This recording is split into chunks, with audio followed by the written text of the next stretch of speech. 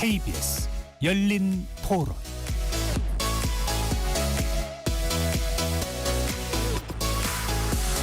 안녕하십니까. KBS 열린 토론 배종찬입니다.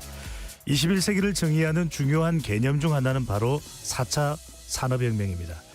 4차 산업혁명의 핵심 요소 중 하나가 바로 최근 기술 트렌드를 이끌고 있는 인공지능인데요. 최근 중국 스타트업 딥시크가 R1이라고 하는 추론형 AI 모델을 내놓으면서 챗 GPT가 주도하던 인공지능 분야의 흐름과 판도가 바뀌고 있다고 합니다. 그야말로 AI 패권 경쟁의 시작을 알린 딥시크의 등장, AI 생태계의 변화, 우리 AI 기술 산업은 어디쯤 위치해 있고 어떤 준비가 필요한지 오늘 세 분 전문가와 함께 인공지능과 4차 산업혁명의 궁금증을 자세하게 또 쉽게 풀어보겠습니다. KBS 열린 토론 지금부터 시작합니다. 치열한 토론 속에서 더 나은 세상을 찾아갑니다. 올바른 세상을 만드는 첫걸음. 평일 저녁 7시 20분 KBS 열린 토론. 오늘 열린 토론 함께해 주실 세 분의 전문가 소개합니다. 강정수 블루닷 AI 연구센터장 나오셨습니다. 안녕하세요. 국가 AI 연구 거점 센터장을 맡고 계시죠. 김기흥 카이스트 교수 자리해 주셨고요. 안녕하세요. 박태웅 모두의 질문 Q 대표 함께하십니다. 안녕하십니까. KBS 열린 토론 문자로 참여하실 분은 샵 9730으로 의견 남겨주실 수 있고요. 단문 50원, 장문은 100원의 정보 이용료가 붙습니다. KBS 1라디오의 모든 프로그램은 유튜브에서도 함께할 수 있으니까요. 많이 들어와 주시고 구독 꾹 눌러주시고 좋아요도 많이 보내주시면 좋겠습니다. 4차 산업혁명과 AI, 인공지능이라는 개념이 아주 우리 생활과 밀접한 관계가 있죠. 한편으로는 좀 이해하기 힘든 개념도 있습니다. 먼저 시민분들은 인공지능 발달과 우리의 미래 어떻게 전망하고 있는지 먼저 듣고 오겠습니다.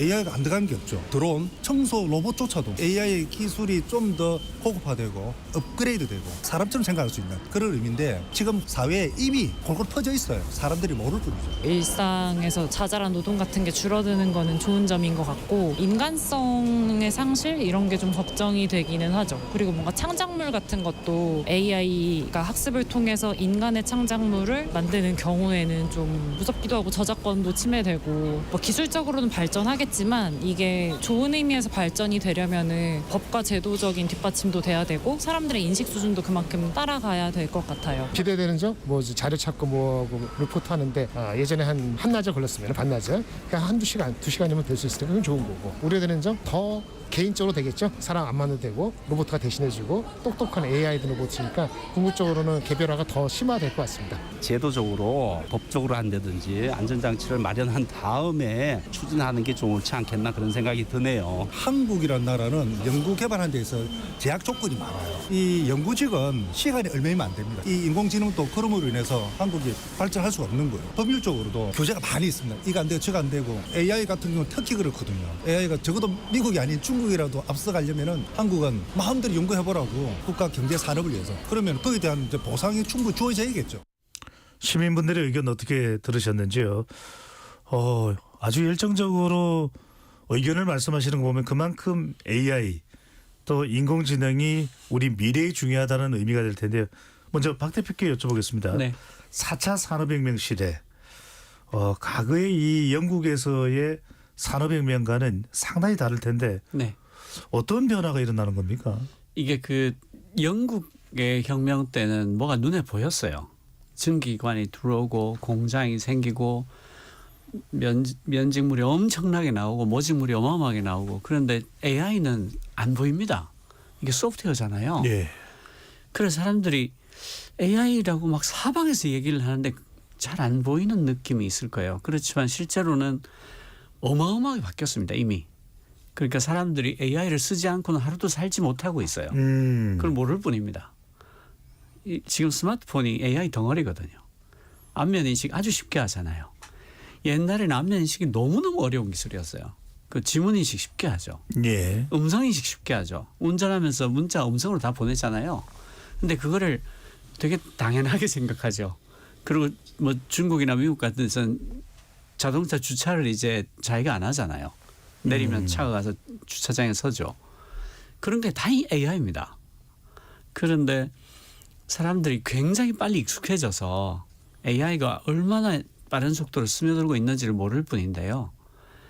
그 좀 있으면 이제 일자리가 막 없어지기 시작하고 없던 일이 새로 생기고 막 그러면 이제 아이고야 큰일 났구나 하고 느끼게 될 것 같습니다. 박 대표님께서 아이고야라는 게 정말 와닿는데 강선 팀장님, 이 지금 인공지능 외에도 4차 산업혁명 어떤 기술들이 우리의 생활의 모습이 어떻게 변하게 되는 겁니까? 4차 산업혁명이라고 어떻게 정의해야 될지 잘 모르겠지만 우리가 보통 산업혁명 하게 되면은 생산성이 크게 증가하는 것을 의미하게 되는 거죠.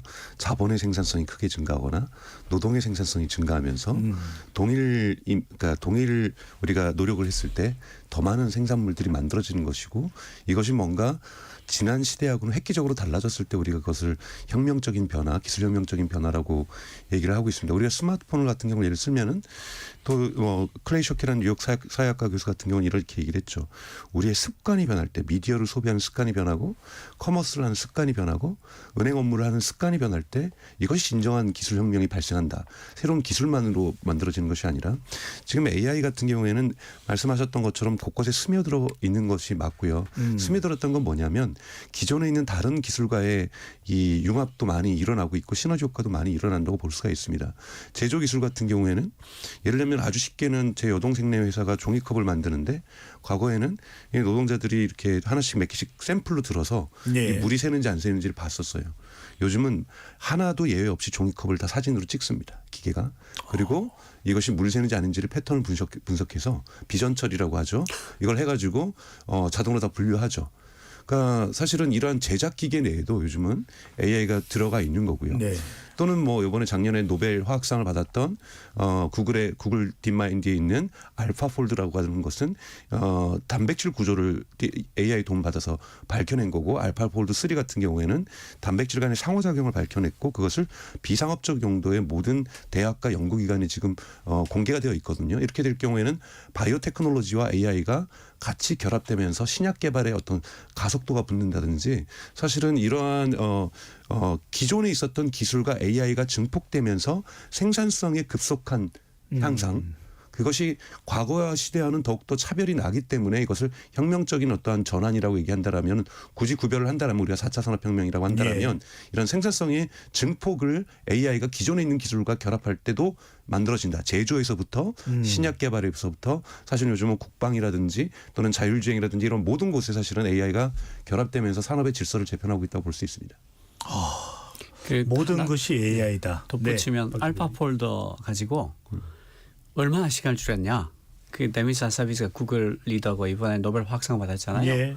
이 양반이 그 강연에서 석사급 이상 연구자의 연구 시간 10억 시간을 줄여줬다 그래요. 정말 우리가 봤던 그 터미네이터 영화의 스카이넷의 시대가 오는 건 아닌가 싶은 생각이 드는데 김기영 센터장님은 카이스트 국가 AI 연구센 거점 센터장이신데 인공지능 기술이 어떤 겁니까? 좀 길게 설명이 될 것 같은데 괜찮습니다. 네. 그 말 그대로 기계로 하여금 지능을 보이도록 구현해내는 기술을 통틀어서 인공지능이라고 부르고요. 사람이나 동물은 여러 가지 측면에서 지능을 보이는데 이제 뭐 지능을 이제 여러 가지 측면으로 우리가 볼 수 있겠지만 인식, 추론, 판단, 학습 뭐 이런 측면으로 저희들이 지능을 정의를 하게 됩니다. 인공지능 연구가 시작된 거는 1956년 그러니까 이제 벌써 70년 전인데요. 그 중에서 최근 30년 동안은 인터넷 정보기술 발전으로 데이터가 폭발적으로 쏟아지면서 지능의 이제 뭐 학습적인 부분에 대해서 굉장히 많이 연구가 이루어졌고 발전이 이루어졌어요. 이걸 우리가 머신러닝, 기계학습이라고 부르고요. 좀 쉽게 설명을 드리면 우리가 무슨 시험을 준비할 때 문제집을 구해서 뭐 유사한 문제를 계속 풀면서 이제 연습을 해서 지식을 습득을 하지 않습니까? 예. 그거하고 유사한 방식으로 학습이 된다고 보시면 될 것 같고요. 그게 이제 훈련 데이터고요. 그 다음에 이 AI 모델이라고 부르는데 이거는 주로 사람의 두뇌 구조를 흉내낸 인공신경망이라고 하는 AI 모델을 가지고 이제 훈련을 시키는 거죠. 그래서 이런 방식으로 저희들이 일반인들이 접하는 챗GPT 같은 서비스가 탄생했다고 보시면 될 것 같고요. 예. 그래서 여기서 한 가지 주목할 것은 머신러닝 기술이 고도화되면서 연구자들이 한 가지 알아낸 게 있는데요. 훈련 데이터를 엄청 더 방대하게 주고 그다음에 이 인공신경망이라는 AI 모델을 엄청 더 크기를 더 키우면은 원래 학습했던 문제 유형과는 좀 많이 다른 문제들도 곧잘 풀어낸다라는 거예요. 예. 그래서 이것 때문에 과거에는 저희가 그 학습했던 문제 유형만 잘 풀어내는 특정 목적 인공지능, 아티피셜 네로 인텔리전스라고 부르는데 특정 목적 인공지능 연구에 주력했다고 한다면 지금 연구진은 그거를 뛰어넘어서 범용 인공지능, AGI, 뭐 아티피셜 제너럴 인텔리전스 이쪽으로 이제 연구자들 사이에서 얘기하고 있습니다. 예. 그래서 이제 10년 전만 하더라도 범용 인공지능이라고 하면은 저희들이 연구자가 아니라 이거 소설가라고 얘기를 했었거든요. 근데 이제는 연구자들 사이에서도 이런 얘기를 하는 거니까 굉장히 발전 속도가 무섭다고 볼 수 있겠습니다. 그만큼 수준이 높아졌다는 이야기인데 김 교수님께 이거 하나도 좀 확인하고 넘어가겠습니다. 최근에 이제 많은 분들이 AI 얘기할 때 생성형 AI, 추론형 AI 어떻게 구분하면 될까요? 이 정의하는 분들마다 조금씩 다른 것 같은데요. 예, 쉽게요. 네. 생성형 AI는 주로 이제 우리가 이제 뭐 비디오, 이미지, 그다음에 문장 뭐 이렇듯이 좀 어떤 복잡한 구조의 결과물들을 생성을 하는 것들을 저희들이 생성형 AI라고 부르고요. 그다음에 추론형 AI는 저도 이제 뭐 좀 왔다 갔다 합니다만 이제 내놔야 될 답변이 굉장히 간단한 거. 그러니까 불량품이다 아니다. 뭐 사람이다 아니다. 개다 고양이다. 뭐 이런 식으로 판별을 해야 될 것이 간단한 것들을 저희들이 추론형 AI라고 부르는 것 같습니다. 새로운 것을 만들어내는 생성형 또 기존의 데이터를 가지고서 쫓아가서 답을 내주는 추론형 이렇게 볼 수 있을까요? 지금 나오는 추론형은 이 설명보다는 조금 다른 설명이 필요한데요. 예. 그러니까 우리가 이제 수학 문제를 풀면 그 왜 영화에 보면 대학 교수가 칠판에 식을 쫙 쓰다가 싹 지우고 또 한 바닥을 쫙 쓰고 지우고 또 한 바닥을 쓰고 이렇게 칠판 전체를 3번쯤 채워야 문제를 풀지 않습니까? 네. 복잡한 문제는 그렇게 추론을 단계적으로 이렇게 이러니까 이렇잖아. 그러면 이렇게 되는데 그래 그러면 결과적으로 이렇게 되는 거구나. 이렇게 사람이 추론을 단계적으로 해나가지 않습니까? 이런 식의 문제를 잘 푸는 AI를 추론형 AI라고. 아하. 좀 부연 설명을 드리면 그 추론이라는 단어가 그 여러 가지 의미로 좀 쓰이고 맞습니다. 있는 것 네, 같은데요. 이게 영어로 이제 인퍼런스냐, 리즈닝이냐, 네, 뭐 네. 우리는 리즈닝 말씀하시는 그 두 개를 다 추론이라고 부르는데 네. 여기까지 설명 듣겠습니다. 조금 더 가면 또 AI한테 물어봐야 될 것 같고요. 네. 자, 강 센터장님. 네. 결과적으로 이제 인공지능 AI 이제 뭐 AI 반도체, 뭐 AI 자율주행, 온통 AI 로봇. 자, 이게 앞으로 우리 세상을 어떤 방향으로 간다고 일단은 봐야 될까요? AI가 앞으로 이제 만들어내는 세상의 방향. 그러니까 초반에 질문하셨던 것처럼 이것을 산업혁명으로 우리가 본다라고 한다라면 모든 기술은 우리가 대학에서 연구하는 것은 우리가 R&D라고 얘기를 하는 거고 예. 우리가 지금 말씀하셨던 AI라는 것은 시장 속에서 존재하는 거고요. 시장 속에서는 우리가 자본주의 타등과 함께 산업혁명이 같이 함께 연관되었다고 본다라면 생산성에 아까 계속해서 말씀드리지만 질적인 전환들이 이루어지는 거죠.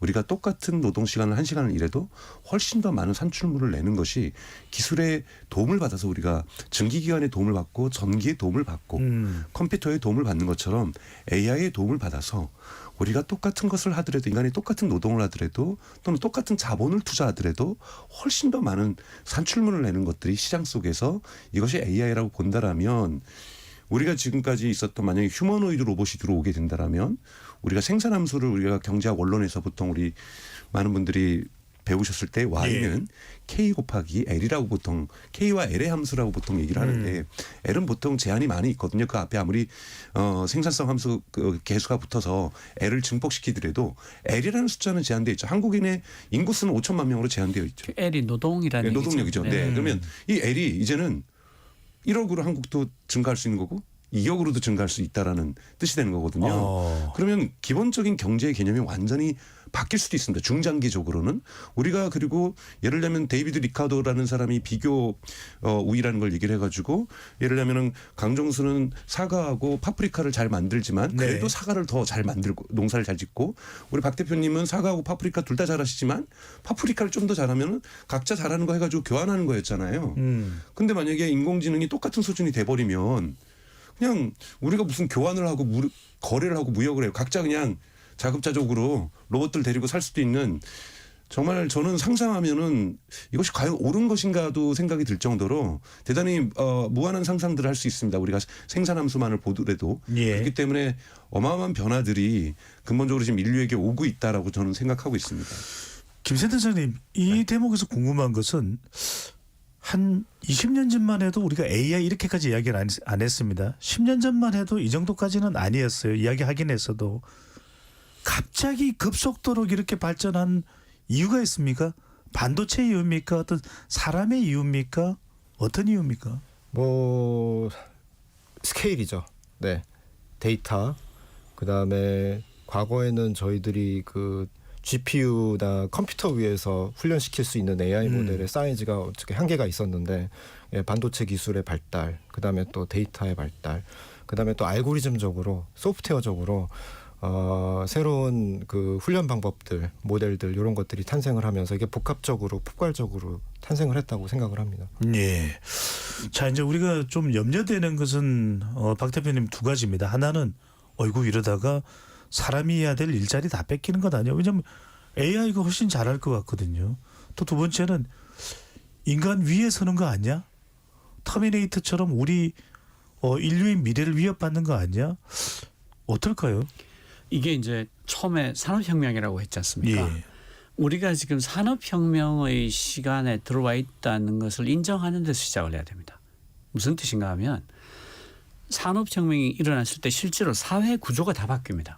그 농노들이 그냥 농사를 잘 짓고 있다가 갑자기 전기기관이 나오면서 공장이 어마어마하게 발전하고 양모의 수요가 폭발하니까 귀족들이 자기 땅에 울타리를 치고 양을 키우면서 농노를 다 내쫓아 버리잖아요. 이 쫓겨난 사람들이 런던에 와가지고는 쪽잠을 자면서 그 한 4-5살 때부터 공장에 들어가서 일을 하고 그래서 런던 평균 수명이 20살까지 떨어지고 그래서 막 사람들이 죽어나가니까 할 수 없이 노동조합이 막 싸우게 되고 그래서 소년노동금지법이 만들어지고 노동시간 제한이 되고 16시간씩 일했거든요. 그런 식으로 막 싸우면서 러다이트 무브먼트라 해서 막 기계에 모래 뿌리고 막 부수고 막 그런 것까지 하다가 결국 이렇게 합의를 해서 지금의 현대적 자본주의가 됐잖아요. 지금 그 정도로 사회적인 변화를 요구하는 시기를 우리가 산업혁명 시기라고 하잖아요. AI도 우리 눈에 잘 안 보여서 그렇지 그런 걸 요구하고 있습니다. 무슨 뜻인가 하면 그 방금 그 강 대표님 말씀하신 것처럼 우리 시간이 너무너무 작은 시간으로도 엄청난 성과를 내게 되는 거예요. 그러면 10명이 하던 일을 1명이 하게 되면 나머지 9명은 그대로 하면 9명은 일자리가 없어지죠. 그런데 문제는 1명만 일하고 9명이 놀면 그 만든 물건을 누가 사줍니까? 살 사람도 같이 없어지잖아요. 그러니까 사회적으로 어떻게 합의를 해야 되냐면 노동시간을 줄여야 된다. 이거 옛날처럼 일하면 왜냐하면 이게 생산성이 10배 좋아졌는데 옛날같이 일하면 물건이 10배 더 만들어지면 그 9개는 다 재고 아닙니까? 그럼 그 또 망하는 거예요. 이래도 망하고 저래도 망하면 야 이제 이렇게 하지 말고 일자리 줄이자. 그리고 그 부가가치 늘어난 만큼을 일정 부분을 사회적 안전판을 구축하는 데 쓰자. 우리 옛날처럼 그렇게 힘들게 안 살아도 돼. 그리고 특히 청년층들이 큰 피해를 볼 거야. 왜냐하면 기왕 일자리 있는 사람은 그래도 버티겠지만 확 줄어버리면 안 뽑잖아요. 사람 나가면 안 뽑는단 말이에요. 그러면 젊은 사람들이 상대적으로 피해를 볼 게 너무 뻔하니까 이 젊은 층들이 취업할 수 있도록 젊은 층을 고용하면 우리가 보조금을 좀 주자. 뭐 그런 식의 어떤 새로운 사회적인 제도의 변화에 대한 합의가 필요한 시점이라고 봅니다. 고용이나 또는 노동시간이나 또는 여가나 이런 완전한 패러다임이 변해야 되겠네요. 다 바뀝니다. 아. 김경선 선생님 궁금한 건 AI 기술이 어디까지 와 있냐. 우리 머릿속에 우리 청취자분들 또 유튜브 시청자분들 기억나실 텐데 9년 전입니다. 9년 전에 이세돌 구단과 AI 알파고 대결이 벌어졌습니다. 많은 분들은 지금 그때 승부가 어떻게 되었었지 궁금해하실 텐데 5번 붙었는데 이세돌 구단이 단 한 번 이겼습니다. 그래서 그 당시에 그래도 이세돌 구단은 대단했다. 이제 인간은 어떡하나. 지금 이 최고 정점의 기술에 와 있는 AI 바둑 기사를 당할 인간 바둑 기사가 있을까요, 김 센터장님? 당연히 없겠죠. 네, 저기 말씀드리고 싶은 거는 말씀하신 부분은 제가 앞서 말씀드린 특수 목적 인공지능. 그러니까 이제 어떤 주어진 태스크를 과업을 정말 잘하는 인공지능에 관련된 거고요. 이거는 이제 연구진사에서는 별로 재미없어 합니다. 그러니까 우리는 범용 인공지능 쪽으로 나아가고 있다. 그래서 이제 이게 훨씬 더 어렵고요. 그다음에 어떻게 보면은 지금 우리가 접하고 있는 챗GPT나 아니면 딥시크 같은 모델들이 범용 인공지능에 근접한다고 얘기를 하는데 이제 그쪽으로 가고 있다고 생각을 하시면 될 것 같습니다. 네. 바둑 얘기를 조금 덧붙이면요. 네. 그 알파고가 이세돌하고 싸운 버전이 알파고 리예요. 그 다음 버전 알파고 제로인데 알파고 제로가 딱 상을 공부해가지고 알파고 리를 100전 100승으로 이긴 다음에 더 이상 바둑엔 할 거 없다고 은퇴해버렸고요. 그 다음 이제 다른 노스에서 만든 바둑 AI가 지금 어떤 수준인가 하면 인간계에서 가장 잘 두는 사람이 신진석 구단이거든요. 신진석 구단이 2점을 깔고 잘 못 이깁니다. 흙으로. 네. 자, 그러면 바둑 기사 자리도 일단 기술만 놓고 보면 바둑의 기술만 놓고 보면 사람이 유지하기 힘들고 아까 이제 분명히 박 대표님께서는 사회적 패러다임이 바뀌어야 된다는 말씀을 하시긴 했습니다만 뭐 자율주행 차량이 생기면 당장 운전기사의 일자리도 없어질 테고 어떻게 보십니까? 강 센터장님께서는요. 저는 영국의 산업혁명 아까 말씀하셨던 그런 인클로저 운동들도 분명히 큰 배경이 됐었고 하지만 사실은 대단히 단기간에 런던의 인구가 폭발적으로 증가하고 베를린의 인구가 증가하고 뉴욕의 인구가 증가하고 보스턴의 인구가 증가하고 파리의 인구가 증가하는데요. 사람들이 왜 도시로 왔을까요? 영국은 좀 특수한 그런 인클로저 운동이라고 하는 그 귀족들이 농노들이 일하고 있는 땅들을 차지하면서 사실은 땅을 빼앗기면서 사실은 왔는데요. 그 이후로도 인구가 대단히 폭발적으로 느는데 이거는 자연 출산으로 느는 속도가 아니고요. 사람들이 어차피 그 당시에도요. 농촌에 살아서도 우리나라 보릿고개처럼 다 굶어 죽었습니다. 대부분이 인간의 많은 사람들이. 그래도 저기 가면 15시간씩 일해도 혹시 조금 더 나은 내일이 있지 않을까라는 기대감 속에서 사실은 도시로 엄청난 인구 이동을 하게 되거든요. 영국의 역사책에 보면은 독특한 현상이 있는데 산업혁명과 함께 출현한 영국의 영어 단어가 saving이라는 단어입니다. 저축. 그전에 인간은 정말 0.1%밖에 안 되는 귀족과 왕족 외에는 저축이라는 걸 못했죠. 모두가 내일을 꿈꾸지 못하는 인간이 중세시대와 산업혁명 전에 살았다라는 거예요. 그러니까 이것이 많은 부작용이 있어서 사람들은 항상 내일을 꿈꾼다라는 거죠.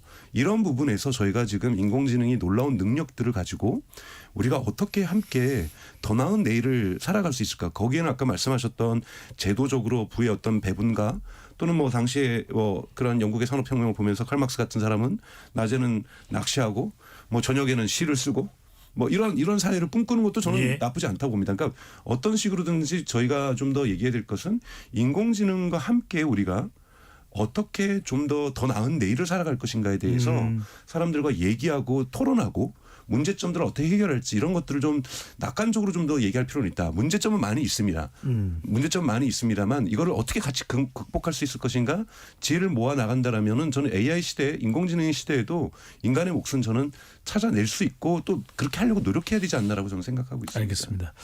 최근에 이제 이 인공지능 관련해서 가장 많이 주목한 사건은 딥시크의 출연이었을 겁니다. 김 센터장님이 최근에 샘 월트먼의 오픈 AI, 챗 GPT 또 중국의 량원핑의 이 딥시크 그리고 일론 머스크의 크록 3 이런 일련의 이 뭐 다 챗 GPT인가요? 이런 유형들이 나오는 게 뭐 어떤 의미의 AI들이 등장을 하고 있는 것이고 왜 이렇게 전 세계가 주목하는 이유 뭡니까? 아마도 누가 더 강력한 지능을 보이느냐 이제 그 경쟁인 것 같아요. 그 모델들이 다 이제 저희 연구하는 입장에서는 인공신경망이라는 기본적인 구조를 가지고 이제 훈련되었을 뿐이고 기본적인 토대는 같이 하지만 조금씩 이제 훈련 데이터가 조금 다르다거나 아니면 훈련 방식이 조금 다르다거나 뭐 이런 방식으로 조금씩 다를 뿐이고요. 지금 제일 중요한 거는 뭐니 해도 이 거대한 모델을 훈련시킬 수 있는 GPU 인프라가 누가 더 많이 갖고 있느냐 이 경쟁인 것 같습니다.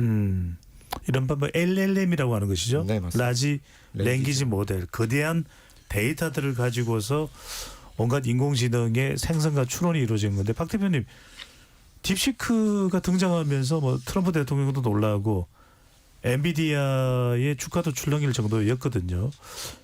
이 등장을 어떻게 해석을 해야 될까요? 그러니까 몇 가지로 해석할 수 있을 텐데요. 일단 중국이 본격적으로 혁신판에 뛰어들었다. 그러니까 이전까지는 중국이 굉장히 잘하고 있지만 카피캣이라는 생각을 다 갖고 있었어요. 미국에서. 예. 베낀 거다. 따라오고 있다. 근데 처음으로 엔지니어링 쪽이긴 하지만 모델 쪽이 아니라 엔지니어링 쪽이긴 하지만 야 정말 인간이 할 수 있는 극한까지 최적화를 해냈구나. 그게 너무 놀라운 거였고요. 그다음에 추론형 그러니까 챗GPT 같은 일반 인공지능 말고 거대 언어 모델 일반 모델 말고 추론을 특별히 잘하는 프로그래밍을 잘하고 수학 문제를 잘 풀고 예. 그런 애를 어떻게 만드는지에 대해서 미국에서 공개를 하지 않았는데 중국에서 먼저 공개를 한 거예요. 뭐 이렇게 하니까 되던데? 그리고 그게 너무 상세하게 공개를 해가지고 3일 만에 얘를 흉내낸 게 400개가 등장할 정도로 그렇게 해서 오픈소스적으로 엄청난 이니셔티브를 쥐어버린 거예요, 중국이. 그래서 유료로 어떻게든 끌고 나가 비공개로 유료로 끌고 나가려고 했던 미국의 거대 AI 회사들이 사실은 한 방 먹었다. 한 방 맞았다라고 할 수 있고요. 그 갭도 이제 미국에서는 여전히 7개월에서 10개월 정도는 차이가 난다라고 하는데 실제로 그 전까지는 2년 차이는 날 거라고 얘기했거든요. 근데 그게 7개월, 10개월밖에 차이가 안 난다는 게 밝혀졌고 그렇다면 앞으로 점점 더 좁아질 수도 있겠는데 하는 느낌도 갖게 되는 거죠. 왜냐하면 얼마 전까지 2년이라고 그랬으니까. 저런 것들이 다 합쳐서 굉장한 충격이다라고 하게 된 거고 또 다른 한편으로는 이게 오픈소스로 나왔기 때문에 예. 후발주자들한테는 굉장한 문이 열린 거예요. 와 우리도 추론 모델 만들 수 있어. 이를테면 네이버도 자기들 내부에서 해보니까 되더라는 거거든요. 그런 것들이 굉장한 충격을 준 거죠. 강성수 센터장님 이거 우리가 뭐 만들어서 놀래켰어야 되는 건데 최근에 뭐 중국 가지고 놀랄 일이 별로 없었습니다. 우리가 다른 일반적인 스포츠 또는 이런 중국의 또 많은 인구 이렇게 놀랄 일은 있습니다만 기술적으로 이렇게 중국에 놀란 적이 있는가 싶을 정도인데 딥시크의 출현을 어떻게 봐야 될까요? 우선은 이제 저희가 시장의 형성, 기술과 시장의 관계로 볼 때는 대단히 중요한 의미를 갖고 있는데요. 제임스 와트가 처음에 증기기관을 만든 게 아닙니다. 제임스 와트가 만든 거는 가격이 그 당시에서 공장에서 구매할 정도로 저렴해진 증기기관을 만든 거죠. 그러면서 증기기관이 폭발적으로 퍼져나가거든요. 전기도 처음에 이제 에디슨과 테슬라라는 사람들이 싸우면서 직류와 교류를 만들면서 결국은 어떻게 되냐면 가격이 떨어집니다. 그러니까 AI 시대에 AI로 우리가 산업혁명을 가려면 기술은 지금은 뭘 하고 있었냐면 첫 번째 단계는 항상 성능 경쟁을 합니다. 성능 경쟁을 하면서 과학자들이나 엔지니어들이 붙으면서 더 좋은 AI, 더 좋은 기술, 더 좋은 증기기관을 만들려고 노력을 하는데요. 그다음에 이루어지는 것이 가격 경쟁입니다. 네. 가격 경쟁이 이루어지면은 기술은 가격을 하락시키죠. 그러면 소비자들이 더 씁니다. 소비자들이 더 쓰면 다양한 문제점들을 개선하면서 기술이 더 좋아집니다. 그럼 또 다시 가격이 내려가고 하면서 이러한 기술의 발전과 그다음에 이 성능 경쟁과 가격 하락과 그리고 시장이 확대되고 다시 기술이 좋아지고 이런 선순환 관계를 이루게 될 때 예. 폭발적인 성장을 이루게 되거든요. 딥시크가 한 거는 가격 경쟁에 대한 명확한 메시지를 시장에 줬고 그러면서 오픈 AI 같은 경우도 O3를 O1보다 더 좋은 모델을 더 저렴하게 내놓는다든지 또는 로그인을 하지 않아도 AI 검색을 서비스를 제공한다든지 그룹 같은 경우에도 지금 x.com 즉 과거의 트위터 앱에 들어가면 무료로 쓸 수 있다든지 이런 식으로 기업들이 가격을 내리게 된다는 거죠. 만약에 지금 오픈 AI가 챗GPT로 지금 4억 명을 일주일에 4억 명이 지금 쓰고 있습니다. 어느 순간 그러면 우리 광고를 여기다 붙이고 다 무료로 한번 해보자. 먼저 간 사업자들이 이런 식으로 시장을 재편할 수 있는 힘들도 생기는 거죠. 뭐 이러면서 가격 경쟁 중심으로 하나의 한 축이 성능 경쟁은 앞으로도 계속 있습니다. 우리가 목적지에 도달하는 것이 아니기 때문에 성능 경쟁도 한 축이 있지만 가격 경쟁이라는 한 축이 있으면서 대단히 AI 경제를 가속화시키고 확산시킬 수 있는 가능성들이 이번 딥시크를 통해서 하나의 이 자극점이 됐다라고 저는 보고 있습니다. 네, 이따 뭐 다루긴 하겠습니다만 김기현 센터장님 이 딥시크 관련해서 좀 의견 말씀 주시고요. 우리도 지금 딥시크 정도 수준은 가능한 거죠? 간단하게 답은 못 드리겠습니다. 아, 네. 그러니까 수준을 어떤 수준으로 봐야 될지 모르겠어요. 그러니까 추론의 어떤 성능이라고 해야 네. 될지 아니면 가격의 성능이라고 해야 될지 모르겠는데요. 국내에서도 LLM을 개발하는 기업들이 꽤 있죠. 처음에는 오픈 AI나 아니면은 구글처럼 거대 모델 만들겠다고 처음에 시작을 했지만 진행을 해보니까 이게 투자가 이게 만만치가 않은 거죠.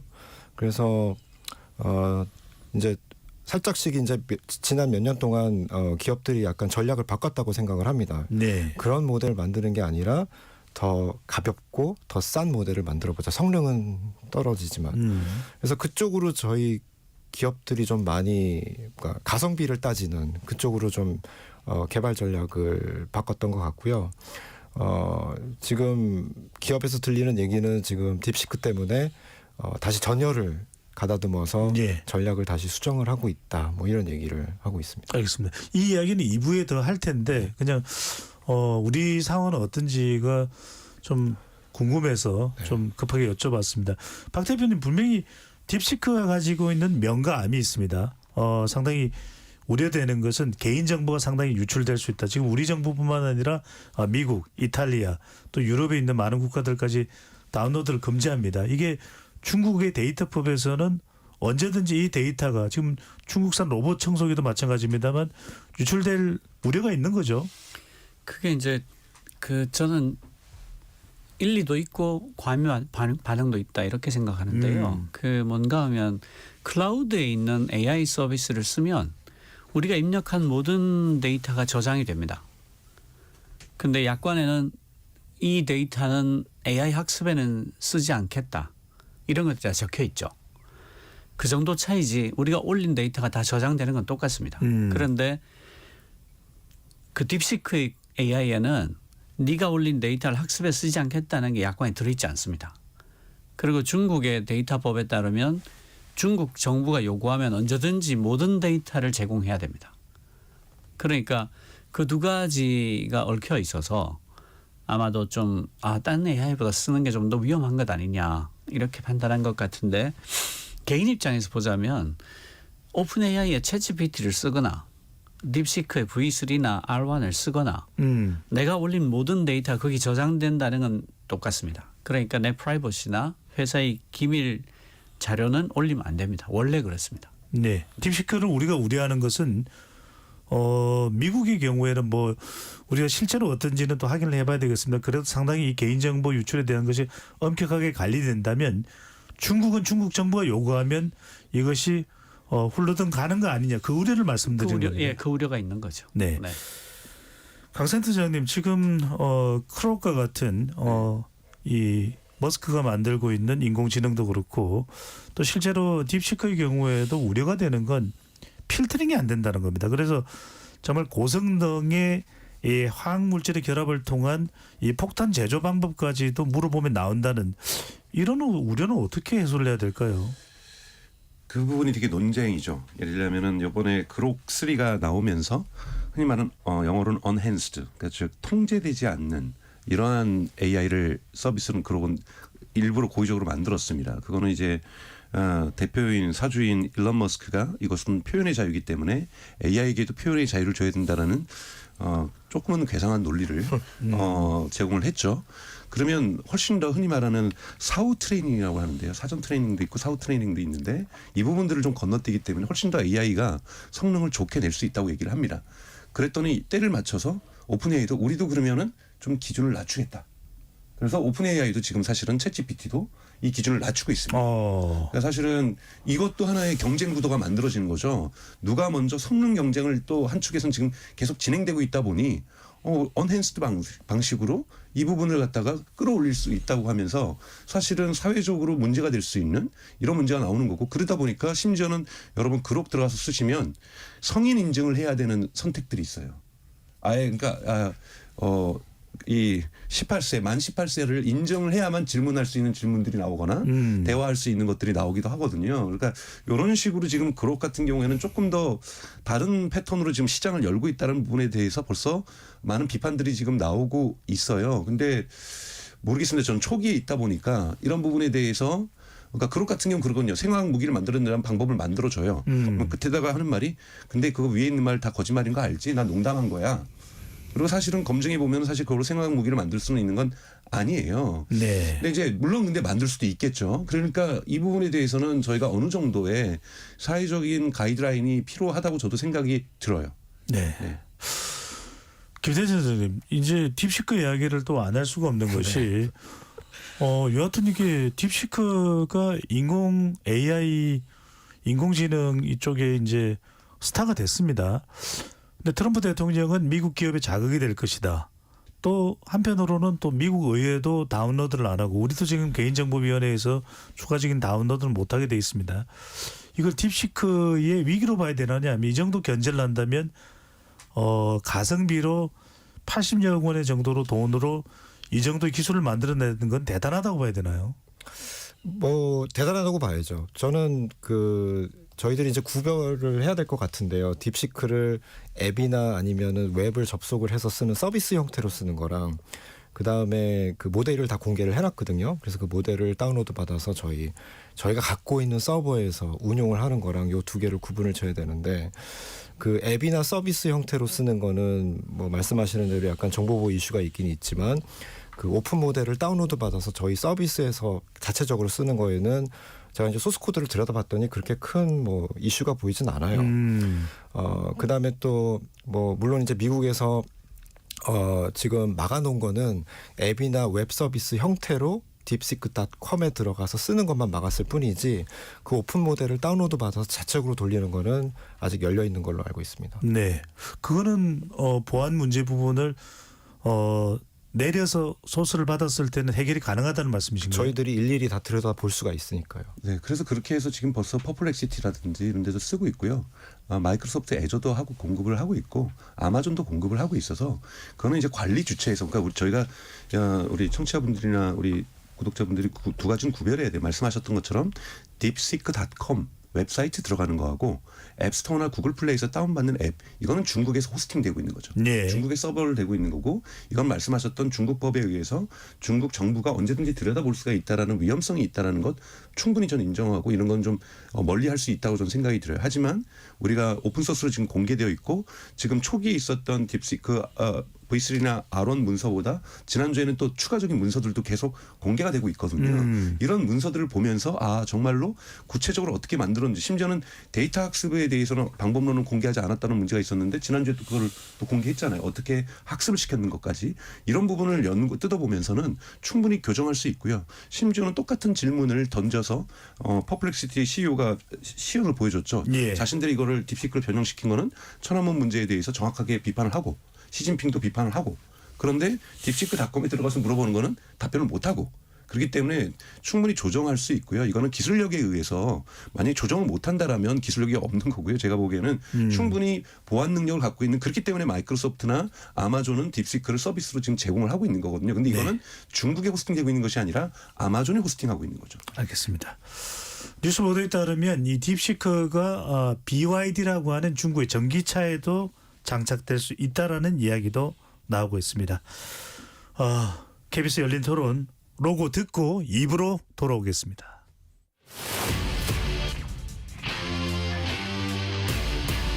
토론에 정답은 없습니다. 토론이 세상을 바꿀 수도 없습니다. 하지만 질문은 새로운 세상을 만들 수 있습니다. 질문으로 올바른 세상을 만드는 첫걸음 KBS 열린 토론.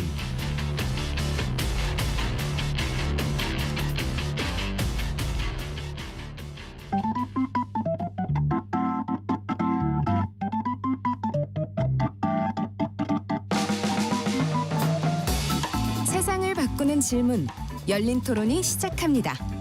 KBS 열린 토론은 언제나 열려 있습니다. 단문 50원, 장문 100원의 유료 문자 샵 9730 그리고 KBS 어플리케이션 콩으로 여러분의 의견을 남겨주세요.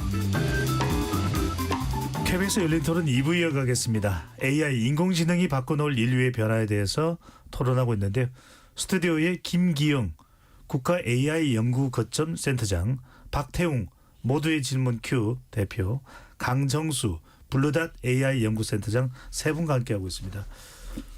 센터장님, 한때 인터넷 초강대국은 대한민국 아닙니까? 그 어떤 나라보다도 인터넷망이 빠른 나라가 대한민국이다. 한국에 입국하면 안 터지던 인터넷도 터진다 이렇게 우리가 호평을 받았는데 지금 AI 이 생태계 우리나라 몇 등인가요? 뭐 3등이라고 얘기하시는 분들이 있더라고요. 네. 근데 뭐 제가 보기에는 일단 미국하고 중국이 단연 톱2인 것 같고요. 그 다음에 이제 국가들은 약간 도토리 키재기 하듯이 얼추 비슷한 것 같습니다. 근데 뭐 우리가 이제 3위라고 얘기를 간혹가다 하긴 하는데 뭐 연구 경쟁력이나 아니면은 어떤 성장 동력 입장에서 우리가 3등이라고 얘기하기는 조금 힘든 상황이 아닐까 싶고요. 네. 저는 솔직히 근데 이런 의미 없는 순위 매기기는 좀 안 했으면 좋겠거든요. 그러니까 이거를 어떤 지표로 국가를 평가를 할 수 있을까? 이게 어떤 지표를 내느냐에 따라서 막 우리나라가 1등을 할 수도 있고 꼴등을 할 수도 있는데 이런 줄 세우기, 순위 경쟁 이런 거는 좀 그만 좀 얘기했으면 좋겠고 다만 좀 먼 앞날을 보고 딥시크 다음에는 어떤 AI 연구가 이루어져야 될지 이런 것들을 좀 보고 저희들이 좀 뛰었으면 좋겠습니다. 네. 김기현 선생님 매우 조심스럽게 말씀 주시는데만 박 대표님 보시기에 우리나라 위치 어디에 있습니까? 저는 좀 되게 위험하다고 생각하는데요. 네. 일단 우선 인터넷 속도가 지금 우리나라가 빠른 편이 아닙니다. 중간 정도 됩니다. 그동안 투자를 안 해가지고 그게 되게 상징적인데요. 그리고 그 딥시크가 회사가 안 알려져서 작은 회사가 아니냐 이렇게 오해하는 사람들이 있는데 예. 그 회사가 고급 GPU를 5만 장 갖고 있거든요. 그런데 며칠 전에 그 신문사에서 국내 AI 대학원 10곳에다가 너네 GPU 뭐 갖고 있나 물어봤는데 GPU를 말씀하시는 겁니다. GPU가 뭐냐면 그 AI용 컴퓨터라고 생각하면 됩니다. 엔비디아가 주로 많이 생산하는 그걸 말씀하시는 엔비디아가 거죠? 내놓는 그 AI용 컴퓨터라고 생각하면 되는데요. 국내 최고의 AI 대학원 10곳에다가 너네 GPU 뭐 갖고 있냐라고 물어봤더니 엔비디아 H100을 갖고 있다고 답한 곳이 딱 한 군데밖에 없는데 거기서 2장 갖고 있습니다. 나머지 대학원 대부분이 PC방용 GPU를 갖고서 그것도 돌려서 쓰고 있더라. 이러니까 이게 왜 서글픈가 하면요. 예. 네이버에 이동수 이사라고 있어요. 그분이 AI 반도체 연구하시는 분인데 인텔하고 제휴해서 국내 대학원들하고 공동 연구를 하고 있습니다. 그래서 뭐 포스코, 서울공대, 카이스트 이렇게 한 10곳에다가 GPU를 많이 공급을 해줬더니 그전까지 나오지 않던 우수한 AI 논문들이 무더기로 튀어나오기 시작하더라는 거예요. 그래서 이분이 너무 서글펐다. 이 사람들이 그러니까 결국 실력이 없어서가 아니라 GPU가 없어서 못 쓰고 있었구나 하고 너무 서글펐다는 거예요. 그냥 그 인텔하고 손잡고 인텔에서 제공해주는 GPU를 10곳의 대학에 이렇게 줬을 뿐인데 예. 갑자기 좋은 논문들이 나오더라는 거예요. 그래서 자기가 너무 서글펐다. 그러니까 지금 그 우리가 그 딥시크에서 충격을 받아야 될 건 뭐냐 하면 이런 겁니다. 제가 조금만 얘기 길게 할게요. 우리나라가 제조 강국이라고 하잖아요. 예. 그러면 자동차, 조선, 가전 뭐 이런 게 있다고 칩시다. 자동차는 지금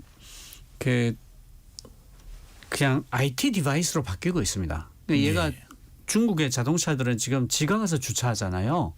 그러니까 이 소프트웨어 AI 역량은 한국의 자동차 회사가 이미 중국에 밀려버렸어요. 그렇죠? 조선을 보면 조선은 아직까지 우리가 고부가 가치 선박은 우리가 낫다 그래요. 예. 그래서 뭐 그 LNG 선이라든지 뭐 이런 아주 고급 선박은 우리가 낫다고 하는데 AI가 중국이 훨씬 낫지 않습니까? 그런데 지금 무인 선박도 나오고 연안에서 제일 힘든 게 접안하고 이안하는 거거든요. 배가 돌아가지고 이렇게 좁은 항구에 대는 거. 여기서 빠져나가는 게 제일 힘든데 그거 지금 연안에서 AI로 자동으로 하는 게 굉장히 빨리 이루어지고 있어요. 그런데 중국의 AI가 더 뛰어나잖아요. 예. 그리고 가전도 지금 로봇 청소기는 중국 거를 우리가 못 따라잡고 있지 않습니까? 다시 말해서 우리가 중국보다 앞서 있다고 생각하던 기간 산업들이 뒤집어지는 게 제가 생각할 때는 2, 3cm의 차이 정도밖에 없는데 결정적으로 AI가 경쟁력을 확 올릴 때 너네 뭐 갖고 있어? 우리 좀 PC방용 GPU 갖고 있는데 이렇게 된다는 거예요. 알겠습니다. 방금 전에 박태웅 대표님이 지가 가서 주차하는 것은 차가 스스로 주차한 것으로 바꿔서 죄송합니다. 하도록 하겠습니다. 강준 센터장님, 네. 저는 잘 이해가 안 됩니다. 문외한이라서 그런지 모르겠습니다만 우리가 돈이 없는 것도 아니고 카이스트, 서울공대, 뭐 연대, 고대 이런 주요 학교들이 GPU가 없는 이유가 뭡니까? 돈이 없는 겁니까? 돈도 없고 거기에 대해서 정책적으로 지원도 안 했죠. 뭐 중국에 있는 대학 경우 베이징 대학이라든지 이런 대학에서 뭐 갑자기 학생들이 돈 모아가지고 등록금으로 GPU 산 건 아닐 테니까요. 그럴 리가 국가가 없죠. 정책적으로 지원을 해준 거고요. 마찬가지로 미국 같은 경우에도 심지어는 사립대학들도 국가가 지원을 많이 해줬습니다. 네. 영국도 옥스퍼드라든지 캠브리지 같은 데 AI 인재들이 많은 이유들도 그런 AI 인프라가 대단히 풍성하게 마음껏 특히 기업 같은 경우 눈치 보일 텐데 눈치도 볼 필요 없이 마음껏 연구할 수 있는 환경들이 있기 때문이라는 거고요. 싱가포르도 그런 부분은 대단히 싱가포르 공대 같은 경우도 그런 환경이 좋다라고 평가를 받고 있죠. 사실은 그러니까 한국 같은 경우에는 사실은 저는 그렇게 봐요. 저는 그렇게 대학교를 좋아하진 않지만 대학교를 살리는 게 너무나도 중요합니다.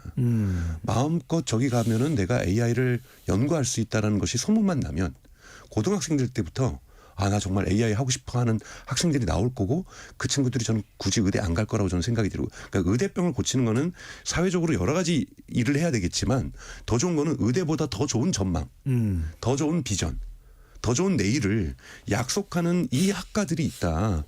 그리고 기계과도 이제 중요합니다. 여러분 AI가 다른 것과 결합될 때 효과가 났던 것이 휴머노이드 로봇이잖아요. 그럼 로봇을 잘 만들려면 AI도 잘해야 되지만 기계공학과 학생들도 정말 뛰어나야 돼요. 그러면 기계공학과는 이제는 휴머노이드 로봇 만드는 곳이다. 거기 가면은 훨씬 더 좋은 일자리와 앞으로의 전망들이 있다. 이런 것들을 사회적으로 메시지로 사실 언론이나 방송에서 계속 해주고 그러면 공무원들이 거기다가 자원도 좀 해주면 의대 갈 친구들이 기계공학과도 가고 또 컴퓨터공학과도 가고 그리고 또 수학과도 가고 이런 문화를 지금 저희가 못 만들고 모두가 강남에서 개업하면 떼돈을 벌었다더라. 그걸 가지고 빌딩을 샀다더라. 의사들 잘 나간다더라. 의사들 떼돈 번다더라. 이런 얘기들만 하고 있으니 사람들이 다른 꿈을 못 꾸고 있는 것이 저는 가장 큰 문제라고 생각이 들고 이것이 지난 10년 동안 20년 동안 누적되면서 뒤처지는 이유가 아닌가로 저는 생각하고 있습니다. 박 대표는 결국 세 가지일 겁니다. 인력, 사람의 문제, 또 재정의 문제, 이런 AI 발전에 있어서 또 인프라의 문제. 미국과 중국은 그런 투입을 했다는 것이고 또 유럽 같은 경우에도 독일이나 프랑스는 그런 걸 했다는 이야기를 듣는데 그 나라들은 어떤 지원을 했던 겁니까? 그 미국을 예를 들어 볼게요. 미국은 이미 그 민간 IT 회사들도 너무너무 큽니다. 그래서 이번에 그 일론 머스크가 만든 그록 같은 경우에 최신형 H100 GPU를 20만 장 깔았거든요. 우리가 PC방용 GPU 몇 장 돌려 쓰고 있는 사이에 걔는 그 친구는 20만 장을 깐 거죠. 그런데 미국 정부가 과학자들한테 어떤 지원을 하고 있냐면 작년 말까지 구축한 GPU 클라우드가 5만 명의 연구자, 학생 포함해서 각각 1,000시간씩 쓸 수 있게 하거나 혹은 2만 5천 명에게 1,000시간씩 주고 나머지는 챗GPT급의 대형 AI를 40개 팀이 만들어 볼 수 있게 한다. 네. 이걸 제공하고요. 올해 말까지 가면 어떻게 되냐면 15만 명의 연구자가 1,000시간씩 GPU를 쓸 수 있거나 혹은 7만 5천 명의 연구자가 1,000시간씩 쓰고 연간 최대 120개 팀이 챗GPT 사이즈의 대형 AI를 개발할 수 있게 하겠다. 이걸 하고 있습니다. 그리고 EU가 얼마 전에 300조 투자하겠다고 발표했고요. 그것만 아닙니다. 이걸로 끝나는 게 아니고 미국은 이게 학습 데이터도 있어야 되잖아요. 네. 미국이 연방정부의 돈으로 주겠다고 하는 게 뭐냐면 이미지 데이터 수십억 개, 텍스트 데이터 수천억 개, 코드 데이터 그러니까 프로그램 수십억 개의 코드, 오디오 데이터 수백만 시간의 오디오, 비디오 데이터 수백만 시간의 비디오 이걸 다 만들어서 학습 데이터로 제공할 테니 마음껏 연구해라. 알겠습니다. 김기현 센터장님 지금 뭐 카이스트에 몸을 담고 계신데 한때 오바마 대통령은 한국의 교육이 가장 부럽다. 한국의 이 인재들과 두뇌는 정말 부러운 대상이다. 지금 AI가 정말 우리의 미래입니다. 하시고 싶은 애로사항 다 말씀하시죠. 울지 마시고. 그 저희 졸업생들, 특히 이제 학생들, 연구원들, 개개인의 인적 역량은 저는 세계 어디다 내놔도 남부럽지 않다고 생각을 합니다. 예. 그 저희 졸업생인데요. 지금 어디 기업에서 LLM 만드는 그 프로젝트에서 리더를 하고 있는데 중국의 잘 알려진 빅테크 기업에서 이메일을 보내더니 당신 이번 여름에 어디 학술대에 참가하냐 한번 만나고 싶다. 당신이 어떤 액수를 상상했던 간에 그 이상의 연봉을 제시할 준비가 돼 있다. 한번 만나자. 이런 식으로 스카우트 제의가 들어온다고 합니다. 네. 그러니까 우리나라의 어떤 인적 역량이 떨어진다고 한다면 과연 중국에서 그렇게 스카우트를 하려고 할까요? 그래서 인적 역량은 저는 충분하다고 생각을 하는데 그 처우나 아니면은 연구할 수 있는 개발할 수 있는 이 인프라 이게 좀 가장 바틀렉인 것 같습니다. 네. 그래서 최근 정부가 AI 역량 강화를 위해서 1조 원 규모의 연구개발 투자 계획, 1조 원이 충분한 금액인지는 모르겠습니다만 AI 컴퓨팅 인프라 확충에 적극 나서겠다. 어떤 내용입니까? 교수님. 그 제가 그 뉴스는 제가 팔로우업을 잘 안 해가지고요. 혹시 네. 강정수 센터장님 혹시 저도 구체적인 내용을 좀 내용을 모르는데 그런 국가 데이터 센터를 구축을 해서 국가에서 GPU를 마련해서 이거를 공식 배분해서 나눠주겠다 뭐 이런 계획으로 저는 알고 있어요. 그래서 몇 년도까지는 몇 장을 마련하고 몇 년도까지는 몇 장을 마련한다 뭐 이런 것들이 있는데 문제는 그걸 어떻게 배분할 것인가. 예를 들면 지금 같은 경우에는 대단히 작은 숫자를 가지고 있죠. 그러니까 100단위의 숫자를 가지고 있는데 이런 거는 기업당 하나씩 갖는다든지. 근데 GPU 한 장 갖고 2장 갖는 거는 저는 안 주는 만 못하다고 생각하거든요.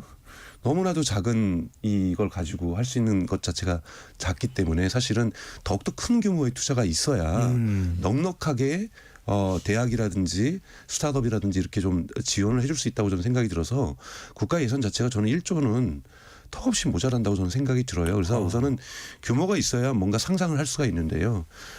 기본 거 몇 개 하다 보면 저는 그냥 생색내기 외의 정책은 아니라고 저는 생각이 듭니다. 개인적으로. 박 대표님요? 18,000장 정도 최신형 GPU를 구입해 주겠다.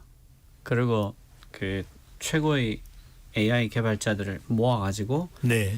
우리 대표팀을 구성해서 그 거대 언어 모델 최신 버전의 버금가는 좋은 걸 만들겠다. 뭐 대강 이런 얘기인 것 같은데요.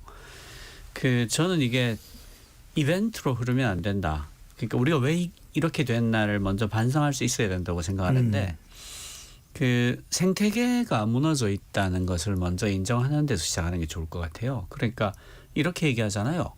왜 한국에 뛰어난 애들은 다 의사가 되려고 하지? 저는 이 질문에 대한 답을 찾지 못하면 GPU 18,000장을 사봐야 이번에 한번 반짝하고 말고 그리고 GPU가 최신형이라는 지위를 유지하는 게 2년입니다. 2년 지나면 헌 GPU가 돼요. 또 더 최신형이 나오니까. 그러니까 원타임 이벤트로 끝날 가능성이 크다. 그렇지만 그렇게 하지 말고 이 과학자 생태계를 제대로 살릴 생각을 해야 된다. 그 실제로도 지금 부모들이 모르는 게 있는데 아까 교수님 말씀하셨던 그런 사람 있죠. 그러니까 대학원에서 세계 최고 수준의 학술지에 논문을 한 서너 번 낸 사람이면 네. 이 사람이 졸업을 하면요. 출발 연봉이 50만 달러에서 70만 달러입니다. 의사보다 훨씬 나아요. 자기가 똑똑하면. 그리고 한국에서 유학 안 가고 한국에서만 논문을 써도요. 그냥 세계적 학술지에 한 3군데 4군데만 올리면 분명히 이메일이 옵니다. 전 세계에서 이메일이 와요. 제발 와달라. 그러니까 우리가 이제 뭘 해야 되냐면 과학자가 우대받는구나. 그러니까 우리가 앞뒤가 다른 말을 하면 안 되는데 왜 똑똑한 애다 의대를 가서 우리나라의 미래를 어떻게 만들지라는 말과 네. 우리 과학자들에게 더 많은 대우를 해줍시다라는 말은 같은 말이 돼야 돼요. 알겠습니다. 김기현 센터장님, 지금 우리도 이 AI 개발에 박차를 가하고 있는데, 지금 뭐 미국이나 중국 같은 경우는 상당히 이제 축적된 기술로서 뭐 히트 상품들을 이제 서서히 내놓는 상태인데, 우리 같은 경우에는 독자다 아니면 협력을 해야 된다 이런 이야기가 좀 나눠지고 있는데. 소버린 AI 이른바 주권의 AI 영어로 사버린이 주권의라는 의미죠. 그래서 우리 자체적 내에서 AI를 개발해야 된다라는 이야기가 나오는데 사버린 AI 개념 좀 설명해 주시고 이게 과연 효율적인 방법일까요? 어떻게 보시는지요? 그 뭐 말씀하신 대로 우리의 데이터 그다음에 우리의 사회 가치가 담긴 AI 모델을 개발을 하겠다라는 움직임으로 저는 이해하고요. 뭐 우리나라 네이버 같은 경우에도 소버린 AI를 기치로 삼고 이제 예. 또 이제 해외 수출을 하겠다. 그러니까 이제 중동이나 좀 약간 그 AI 개발에 좀 뒤처진 국가들은 자체적으로 AI 모델을 구축할 수 있는 힘이 좀 붙이기 때문에 네이버가 가서 협력해서 같이 구축을 해주겠다라는 의미고요. 뭐 우리나라도 자체적으로 이제 개발을 할 때 그렇게 협력 관계를 모색을 해가면서 만들 수는 있겠죠.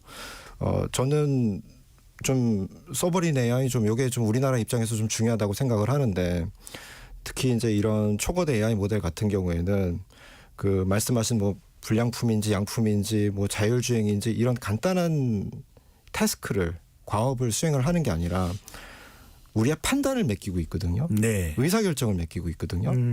근데 우리의 의사결정을 외산에 그냥 맡기는 거는 너무 서글픈 현실이라고 생각을 합니다. 이거는 뭐 아래아 한글이 국산 소프트웨어이기 때문에 지켜줘야 된다. 이거하고는 좀 다른 차원의 뭔가 우리의 그 사회 가치, 판단 이런 것들을 어떻게 보면 대신해주는 AI이기 때문에 이거는 좀 우리 자체적으로 개발을 해야 된다라는 생각을 갖고 있습니다. 강정욱 센터장님 어떻게 보시는지 자체 AI에 대해서 조처해야죠. 근데 저는 그런 부분에서 저는 기업의 사회적 책임감이 있다고 저는 생각이 들어요. 그러니까 사실은 소비자들이 그 서비스를 사용해서 카카오톡의 이모티콘을 열심히 사서 그 돈을 벌었으면 기술 투자를 해야죠. 네이버 검색 서비스를 우리가 그렇게 이용을 해서 그 광고로 돈을 벌었으면 기술 투자하는 것이 저는 기술 기업의 사회적 책임이라고 저는 생각이 들어요. 그래서 저는 그것을 소버린 AI로 불러도 되고 사실 뭘로 부르든지 간에 이러한 한국의 테크 기업들도 사회적 책임을 좀 더 저는 강하게 느꼈으면 좋겠다. 많은 투자를 했으면 좋겠다. 그런 건 삼성전자나 이런 데도 저는 마찬가지로 적용될 문제라고 저는 생각이 들고요. 그다음에 또 하나는 저는 미국이 아까 박 대표님 말씀하셨던 것처럼 이런 데이터 파이프라인들을 잘 만들고 유럽도 데이터 파이프라인에 대해서 많은 투자를 하고 있거든요. 저는 예를 들자면 한국의 많은 사실은 정부의 돈을 받아서 연구를 했는데 그 논문은 이상하게 사기업의 DBPI라는 데 다 가 있어요. 예를 들면. 전 필요하다면 국가가 그걸 살 수도 있다고 생각이 들어요. 뭐 빼앗자는 게 아니라 돈 주고 적정한 가격을 주고 사서 그런 데이터가 정제된 데이터들이 거기 많이 있거든요. 이런 부분들을 갖다가 공개를 한다든지 해서 사실은 소베른도 소베른이지만 그것을 만들 수 있는 환경들을 마음껏 연구할 수 있는 대학의 GPU들과 대학원생들이 마음껏 할 수 있고 마음껏 만들 수 있는 데이터들을 갖다가 정부가 공급을 해준다든지 뭐 공적인 어떠한 기여로 이런 부분들이 만들어진다라면 이걸 소버린 AI로 부른다라면 동일합니다. 근데 사실은 조금은 더 깊게 들어가면 예를 들자면 요즘 크게 이제 성장하고 있는 국방 AI 같은 경우 AI 국방과 같은 경우에서는 국방에도 클라우드가 필요한 거고 지금 AI 전쟁이라든지 이런 개념들 속에서 이런 데서도 사실은 소베린 AI가 필요할 수가 있거든요. 예. 그렇기 때문에 소베린 AI라는 주권 AI라는 것은 말씀하셨던 판단을 맡기는 것에 있어서 자체 언어를 갖고 있는 예를 들면 핀란드에서도 사실은 그런 언어 모델을 만들어낼 기업이 있었고요. 그러니까 이런 식으로 우리 언어권에서 좀 더 만들어낸다는 거는 뜻은 저는 나쁘지 않다고 저는 생각이 듭니다. 그래서 제가 뭐 정책 결정권자가 아니기 때문에 저는 근데 더 중요한 거는 이런 기초적인 환경들 아까 말했던 이것이 생태계가 될 수도 있고요. 이런 것을 만드는데 훨씬 더 좀 더 나서야 된다. 근데 저는 자칫 잘못하면 소베른 AI는 특정 기업에 대표적으로 네이버죠. 마케팅용으로 쓰일 위험도 저는 있다라고 생각이 들어요. 네. 네. 미중이 이 AI에 괄목한 성과를 내는 것은 또 막대한 방대한 양의 아마 데이터 덕분이 아닐까 하는 생각이 듭니다. 네. 박 대표님, 우리가 세계에서 두 번째로 AI 기본법을 만들어서 이제 내년도입니다. 시행을 앞두고 있는데, 자 AI 기본법의 뭐 핵심 내용이 뭔지도 좀 궁금하기도 하고요. 이 AI 기본법이 우리 AI 산업 진흥에 어떤 역할을 할까요? 뭐 좀 논란이 되는 부분도 있는 것 같은데요. 저는 그거 되게 과장됐다고 생각하는 게요. 그 유럽 연합의 AI 기본법이 120페이지입니다. 근데 우리는 몇 페이지 안 되고요. 그리고 그 지능 쪽에도 무게 중심을 싣고 있고 거기 보면 이제 그 뭐 고영향 AI라는 정의 정도를 하고 있는데 고영향 AI에 대해서도 아주 구체적인 정의를 해놓고 있지는 않아서 내년까지 충분히 산업계하고 학계가 합의해서 이게 무엇이다라고 정리할 시간도 남아 있고요. 그래서 저는 이 정도를 가지고 이게 무슨 영향을 미칠 수가 있다고 생각하는 상상력이 좀 놀랍다. 그렇게 생각하고요. 오히려 이것보다는 제가 말씀드리고 싶은 건 뭐냐면 표준 전쟁이 벌어지고 있습니다. 그러니까 우리가 왜 뭔가의 표준을 먼저 주면 그게 큰 산업이 되지 않습니까? 우리가 앞선 부분을 표준에 반영을 하고 우리한테 유리한 걸 표준에 반영하면 그걸로 산업의 주도권을 가져갈 수 있거든요. 그런데 우리나라는 이게 외교적 이슈라는 걸 인식을 못하고 있어요. 그러니까 외교부가 이걸 제대로 붙어야 되는데 그러니까 산업부하고 과기정통부만의 일이 아니다. 외교부가 같이 붙어서 국제표준 쪽에 국제안전기준 쪽에 우리가 주도권을 가지고 놓치지 않아야 된다. 이 부분을 오히려 주목하는 게 좋겠다. 그냥 국내 AI 기본법 보려고 하지 말고. 예, 알겠습니다. 하여튼 이 법이라는 것이 때로는 촉진제가 되기도 하고 때로는 발목을 잡기도 하는데 김희경 센터장님께서는 현장에서 보니까 AI 기본법에 꼭 좀 담겨야 될 내용이 뭘까요? 그러니까 산업 진흥도 있을 테고 또 이 디지털 시대의 권리장전처럼 윤리적인 문제가 되는 부분에 대한 규제와 가이드라인도 포함이 돼야 될 것 같고 어떻게 보시는지요? 저는 사실 기술 발전이 너무 빨라가지고 이거를 법에다가 담기에 이게 속도가 이게 안 나오는 것 같아요. 그래서 달린 차에 바퀴를 갈아끼는. 네, 그래서 저는 솔직히 말씀을 드리면 우리나라가 이제 EU에 이어서 두 번째라고 그러는데 다른 나라들이 이건 너무 빨랐어요. 그러니까 다른 나라들이 그 AI에 관련된 기본법들이 좀 만들어지는 걸 보고 EU 말고 다른 사례들도 좀 참고를 해가면서 만들었었으면 어땠을까 하는 좀 아쉬움이 좀 있습니다. 근데 이런 게 있습니다. 우리가 되게 작은 나라고 기본적으로 수출을 안 하면 못 먹고 사는 나라잖아요. 그러니까 해외의 EU뿐 아니라 해외 AI 법이 어떤 게 나오더라도 우리의 주요 수출 대상국이면 그쪽 기준 우리 법안에 다 넣어야 됩니다. 예, 알겠습니다. KBS 열린 토론 AI 시대에 우리는 어떤 준비가 필요한지에 대한 이야기를 하고 있는데 그대로 세 분이 보시기에 지금 우리 AI 전쟁인데 뒤처진 거 아니냐라는 걱정이 나옵니다. 뭐에 가장 좀 지금 역점을 둬야 될까요? 이 부분 한 말씀씩 1분 내로 말씀해 주시고 마무리를 하도록 하겠습니다. 먼저 강정수 센터장님부터요. 왜 그 실패의 원인도 저는 따져볼 필요가 있다고 생각이 들어요. 사실 저도 이 기본법 대단한 법 아니라고 생각하고요. 심각한 법도 아니고. 근데 왜 우리 국회는 모여가지고 이걸 먼저 만들었을까? 왜 이런 심각한 AI를 지능하기 위한 또는 AI를 정말로 규제하기 위한 진지한 고민들을 못했을까? 뭔가 한국에 저는 공무원도 그렇고 국회도 그렇고 구조적인 문제가 있을 수 있다라는 것을 스스로 반성하고 뭘 고쳐야 될지부터 저는 고민하는 것이 가장 중요하고, 두 번째는 자꾸 저는 공무원들 만나면 너무 답답한 것은 그래도 IT 강국인데, 저는 이제 강국 얘기하는 사람들하고는 대화도 하기 싫거든요. 강국인데 뭘 고민을 해요. 우리가 강국이 아니라는 거, 뒤처진다는 거, 우리가 2등하고 3등 한다는 거 인정해도요, 더 좋습니다. 그러면 우리가 추격해야 될 목표가 생기는 거고 달려가야 될 꿈이 있는 거잖아요. 자꾸 1등 한다라는 그런 그 국뽕 같은 이런 마음에 막 젖어드는 거, 저는 이런 걸 극복하는 것도 대단히 중요한 출발점이 될 수 있다고 생각합니다. 김기현 교수님께서는요? 지금 이 딥시크 때문에 그 추격이라는 단어가 지금 저희들 이렇게 메모를 시키고 있는 것 같은데, 제가 머신러닝을 한 30년 동안 몸담고 있는데 이제 그동안의 연구의 어떤 과정들을 살펴보면은 분명히 지금 챗GPT나 딥시크가 AI의 종착역이 아닙니다. 뭔가 새로운 패러다임이 나와서 지금 마치 바이블처럼 섬기는 이 기술들을 다시는 얘기를 아무도 안 할 거예요. 그래서 너무 이렇게 가까운 거를 쫓다 보면은 이 큰 물결이 흘러 들어오는 거를 놓칠 수가 있고, 네. 좀 먼 길을 보고 열심히 달렸으면 좋겠습니다. 알겠습니다. 박태영 대표께서는요? 이 LLM 모델을 다른 이름으로 파운데이션 모델이라고 부릅니다. 기반 모델이라고 해요. 왜 그런가 하면 얘를 가지고 모든 걸 만들 수 있기 때문이에요. 그러니까 지금 왜 그 딥시크 AI가 중국의 200개 기업, 그러니까 바이두를 포함해서 뭐 온갖 군데 다 집어넣겠다고 하는 이유가 얘가 기반 모델이라서 그렇습니다. 제가 볼 때는 자동차, 조선, 철강, 가전이 AI하고 붙어서 경쟁력을 다투는 시간이 길어야 3년 남았거든요. 네네. 그런데 우리가 지금 너무 AI가 떨어져요. 큰일 났습니다. 알겠습니다. 방금 전에 그 패널분께서 표현한 국뽕은 자국에 대한 환상에 도취되어 자국을 찬양하는 행태라는 용어의 의미를 설명드립니다. 죄송합니다. 네, 전달사항에서 말씀드립니다. 현재 강원 경북 지역을 중심으로 건조특보가 발효되고 동해안 지역을 중심으로 강한 바람이 예상되어 산불 발생 위험이 매우 높을 것으로 전망되고 있습니다. 산림과 가까운 곳에서 쓰레기를 소각하는 행위를 금지해 주시고 운전 중 도로변 담배불 투기를 절대 금지해 주시기 바랍니다. KBS 열린 토론 이것으로 마무리하겠습니다. 세 분 토론 고맙습니다. 감사합니다. 감사합니다. 지금까지 KBS 열린 토론